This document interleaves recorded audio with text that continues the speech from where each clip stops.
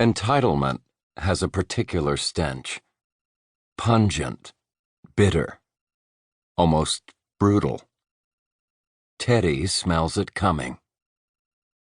The stench blows in the door with James Ward. It oozes out of his pores, infecting his suit, his polished shoes, his ridiculously white teeth. "I apologize for being late," James says, offering his hand. "It's fine," Teddy says. "Not all of us can be punctual." The smile on James's face disappears. "Sometimes it can't be helped." "Of course." James sits at one of the student desks.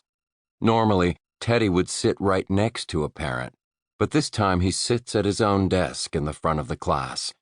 His chair is angled slightly, giving James a clear view of the award hanging on the wall.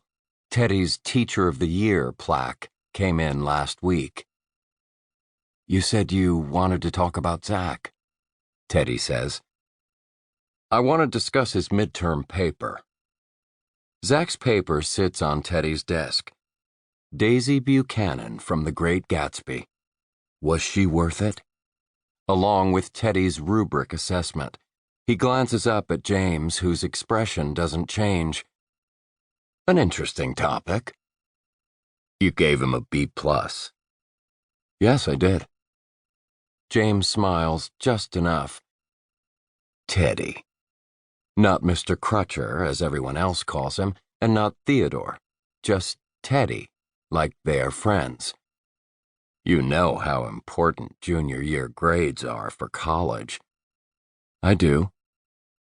"Zach is a straight-A student." "I understand that." "I've read his paper," James says, leaning back a little in his chair, settling in for the long argument. "I thought it was well written, and it showed a great deal of creativity. Zach worked very hard to come up with a topic that hadn't been done before. He really wanted a different perspective on a book that's been written about ad infinitum." Ad infinitum.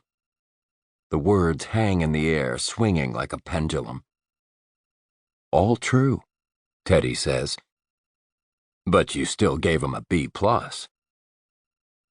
"Zach wrote a good paper, and good papers get a B. Exceptional papers get an A." Teddy picks up the rubric and holds it out toward James. "You can see the breakdown for yourself. Grammar, structure, mechanics, it's all here." James has to get up to retrieve the paper, which makes Teddy smile inside. He folds his hands and watches. As James starts to read, his phone buzzes. He takes it out and holds up a finger telling Teddy to wait, then gets up and walks out of the classroom to take the call. Teddy is left alone to think about his time, which is being wasted. James asked for this meeting. James specified that it had to be after hours in the evening. This is what Teddy has to deal with from parents, and he deals with it ad infinitum. He stares at his own phone, counting the minutes as they pass, wondering what James would do if he just got up, walked right past him, and left. It's unfortunate that he can't. If Teddy walks out, James will call the headmaster and complain. The headmaster will then call Teddy and remind him that parents pay the bills, including his own paycheck. Belmont isn't a public school. Not that he would get fired. Just 6 months ago, he was named Teacher of the Year, for God's sake. But it would be a headache, and he doesn't need that. Not now. So he stays, counting the minutes, staring at the walls. The room is orderly, sparse. Teddy's desk is clear of everything except Zach's paper, a pen, and a laptop. No inspirational posters on the wall, no calendars. Nothing but Teddy's recent award.